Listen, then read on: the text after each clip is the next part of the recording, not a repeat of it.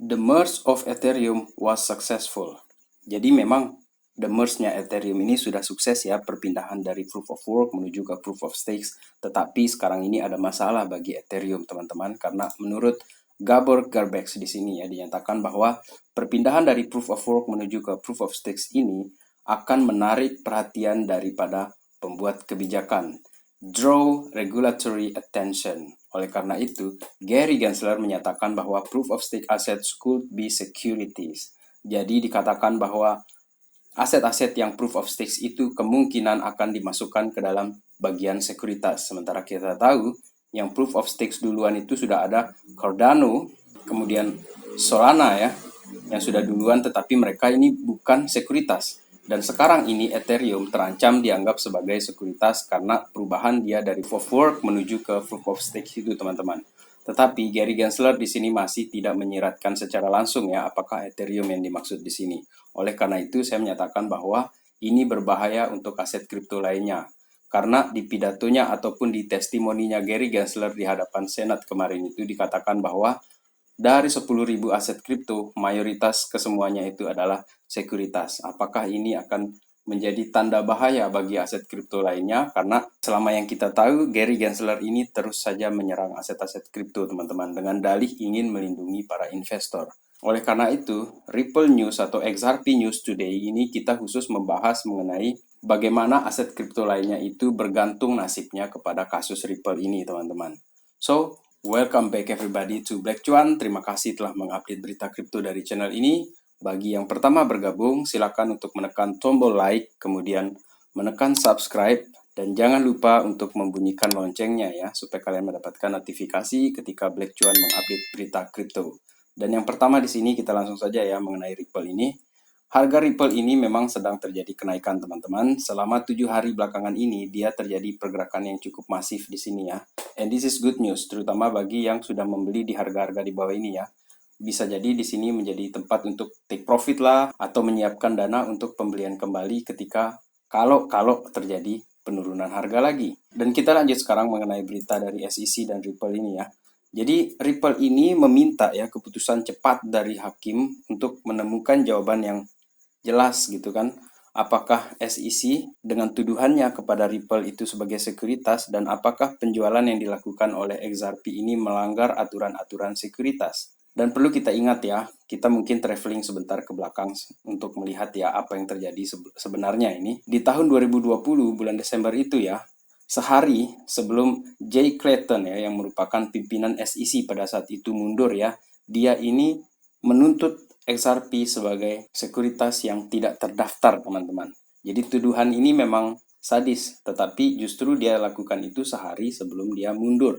Dan sekarang ini, Jay Clayton malah bekerja sebagai penasehat di Fireblocks ya, sebuah perusahaan kripto yang mengelola aset 2 miliar lebih. Dan kalau kita lihat ya di sini teman-teman ya, Jay Clayton ini bekerja di perusahaan kripto yang baru teman-teman ya. Umurnya ini baru sekali, baru setahun kalau tidak salah di sini ya. Sementara kita tahu XRP ini sudah berada sejak 2013 teman-teman. Dan dia menuntut aset yang sudah lama. Tujuannya masih misterius sampai sekarang ini. Bahkan tidak sedikit saya sering menyatakan di video-video yang sebelumnya bahwa ada konspirasi di belakang ini semua mengenai tuntutan palsu dari SEC ini terhadap XRP. Tetapi sekarang kita coba singkirkan dulu ya teori konspirasi yang itu. Kita lanjut sekarang dulu supaya kita lebih dive in ya mengenai pembahasan kripto ini, terutama XRP di sini ya, dari testimoni yang diucapkan oleh si Gary Gensler di hadapan Senat Amerika ya. Dan di sini dikatakan bahwa dia ini bekerja di bawah aturan yang sudah dibuat semenjak 1933 ataupun 1934 yang menggunakan landasan Howey Test itu ya. Jadi Howey Test itu adalah senjata yang digunakan oleh Gary Gensler untuk menentukan apakah ini sekuritas ataukah ini komoditas. Dari keseluruhan teks ya dari testimoni Gary Gensler di sini, saya ingin meng-highlight ya ini di halaman 6 di sini. Di hadapan para senat itu dia menyatakan seperti ini teman-teman. Next I'll turn into crypto asset. Tetapi saya ringkas saja di sini. Hampir 10.000 tokens di dalam crypto market itu, I believe the vast majority are securities. Jadi dia katakan bahwa hampir semuanya atau mayoritasnya itu adalah sekuritas. So, ini bukan tentang Ripple saja, bukan tentang XRP saja, seperti saya katakan tadi, bahwa ini adalah tentang aset-aset kripto lainnya yang banyak itu teman-teman. Jadi mereka itu terancam dianggap sebagai sekuritas. Apalagi kalau dia tidak terdaftar, bisa jadi negara akan melakukan tindakan atau pemblokiran ya terhadap perusahaan tersebut, bahkan dianggap sebagai melanggar hukum. Oleh karena itu, kasus Ripple ini merupakan salah satu kasus yang akan menjadi penentu apakah kripto itu merupakan sekuritas secara keseluruhan, teman-teman. Kita lanjut dulu di sini ya, mengenai testimoni dari Gary Gensler. Di sini juga dia katakan ya bahwa memang ada beberapa aset yang non-security tokens. Salah satunya mungkin ada Bitcoin yang tidak disebutkan di sini secara eksplisit ya. Tetapi saya ingin menyatakan bahwa ini sangat berbahaya untuk aset kripto lainnya, terutama karena dia katakan bahwa dia dengan SEC, kemudian Commodity Futures Trading Commission ya, yang CFTC itu juga bekerja dengan sangat giat untuk mengatur aset-aset kripto ini dan bahkan menyarankan untuk segera mendaftarkan ke CFTC ya untuk kripto-kripto yang dinyatakan sebagai komoditas. Kemudian yang dinyatakan sebagai sekuritas mendaftar ke mereka. Dan dia katakan dengan bangga bahwa aturan yang telah dia jalankan itu membuat iri negara lain karena negara Amerika itu mengelola 100 triliun dollars capital market, teman-teman. Jadi di sini ada promosi sedikit ya, karena dia ini kan orang-orang pemerintahan ya. Dan kita tahu juga sekarang ini kan kita masuk ke tahun politik, teman-teman. Kemudian saya lanjutkan di sini. Apakah kamu takut sekarang, Gary Gensler? Ini dari Tom Emmer ya. Karena sekarang ini apa yang disampaikan oleh si Gary Gensler itu telah menarik perhatian dari GOP, teman-teman. GOP ini merupakan anggota Senat dari Partai Republik ya, teman-teman di sini. Sehingga yang dikatakan oleh testimoni si Gary Gensler tadi itu membuat masalah sebenarnya. Atau memperlihatkan bahwa si Gary Gensler ini telah melewati batas jurisdikasinya dia. Dan di sini dikatakan bahwa SEC chief faces scrutiny from GOP over progressive agenda. Jadi Senat dari Partai Republik ya, itu mengkritisi dengan sangat tajam ya bahwa apa yang dilakukan oleh si Gary Gensler di sini itu sudah melewati batasnya dia. Dan mulai sekarang SEC ini akan mulai dipantau habis-habisan ya oleh GOP. GOP ini adalah panggilan untuk anggota-anggota Senat dari Partai Republik ya. Grand Old Party lah, itu bahasanya untuk mereka dari Partai Republik, karena kita tahu kan di Amerika itu hanya ada dua partai, Partai Demokrat dan Partai Republik. Kemudian sekarang kita lanjut dulu dari pengacara Ripple ya, James K. Phelan ya, dia katakan bahwa Ripple Labs, Brett Garlinghouse, and Chris Larsen filed motion for summary judgment seeking judgment as matter of law. Jadi inilah upaya mereka untuk mendapatkan keadilan, teman-teman. Dan filenya untuk PDF-nya ya, ini sudah saya bacakan di sini. Saya ambil bagian-bagian penting saja ya, bahwa SEC ini tidak punya kapasitas yang tepat untuk menyatakan bahwa XRP itu sebagai sekuritas yang tidak terdaftar, teman-teman. Bahkan kalau menurut saya, XRP itu bukan sekuritas, dia ini adalah komoditas, karena kita tidak pernah ketika membeli XRP itu ada kontrak dulu.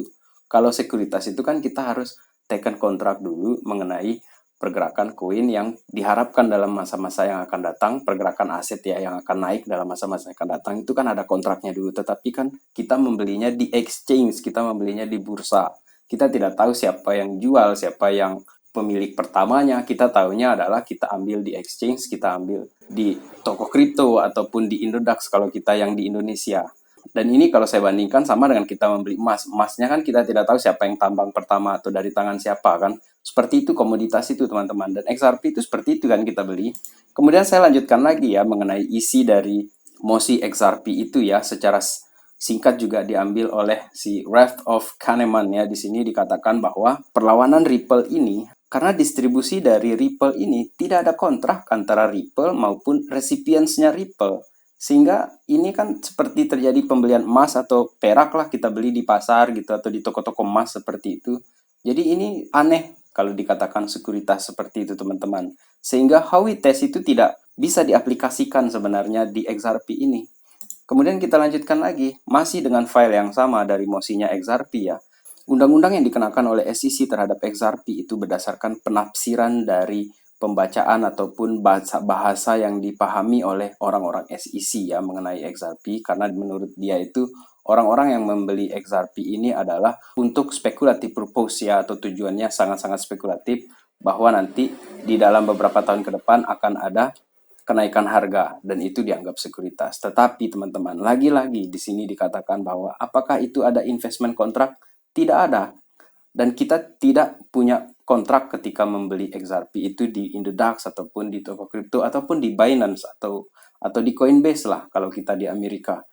Meskipun kita tahu Coinbase itu sudah mendelis XRP teman-teman. Tetapi sebelumnya ketika dibelikan tidak ada investment kontrak di sana teman-teman. Apakah itu menjadi sekuritas?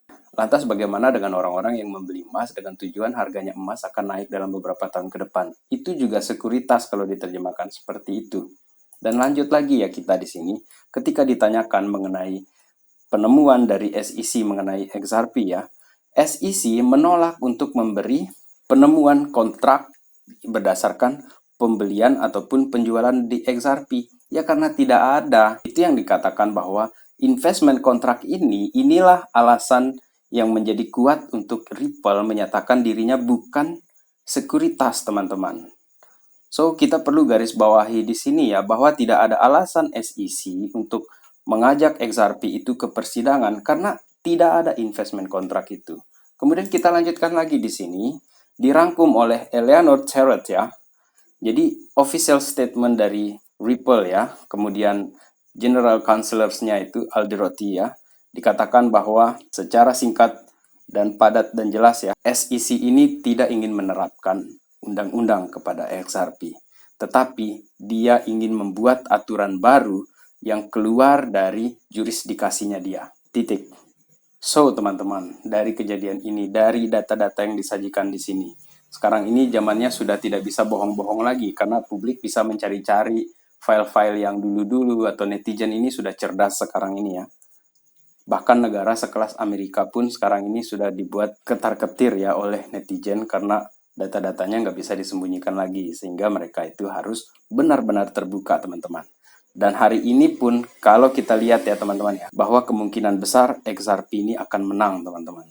Dari beberapa mosi ataupun data-data yang dibacakan oleh XRP diajukan oleh XRP team ya sepertinya akan membawa kemenangan untuk Ripple. Kemudian kalau kita mau lihat lagi ya mengenai si Gary Gensler di sini teman-teman ya. SEC Gary Gensler accused in Citadel market maker manipulation. Jadi, kalau kita mau benar-benar menelusuri si Gary Gensler ini, dia ini terlibat di dalam manipulasi di Citadel, teman-teman. Kasus Citadel itu sempat heboh beberapa waktu yang lalu. Dan sementara kita tahu bahwa Citadel ini punya riwayat yang cukup panjang untuk market manipulation. Jadi disinilah si Gary Gensler ini bermain selama ini teman-teman. Jika kalian punya pendapat lain mengenai SEC ataupun Gary Gensler di sini, coba kalian tulis ya di kolom komentar di bawah ini. Karena menurut saya di sini kebanyakan sih ada pura-puranya juga di sini teman-teman ya. Dan terakhir di sini teman-teman untuk SEC ya. Di sini the power of netizen lagi-lagi ya. Dari Stephen Haber dia katakan look what I found. Lihat apa yang saya temukan. Oh, this is freaking juicy. Jadi di bawah kepemimpinan Jay Clayton ya, ternyata SEC pernah bekerja sama ya dengan Cleveland ya, Cleveland State Law. Ini adalah sebuah jurnal hukum mengenai Brooklyn Project dan keterlibatannya dengan SEC teman-teman. Dan ditulis oleh pengacara dari Consensus. Jadi mau bilang apa lagi mengenai SEC ini ya, sebenarnya lucu juga karena dibalik serangan-serangan dia terhadap kripto, ternyata di belakang layar mereka ada kerjasama teman-teman. Jadi, apakah kalian masih percaya dengan SEC? Coba tulis komentar kalian di bawah ya. Demikian dulu video kali ini ya. Terima kasih telah menonton. Salam Black Cuan. Peace my friend.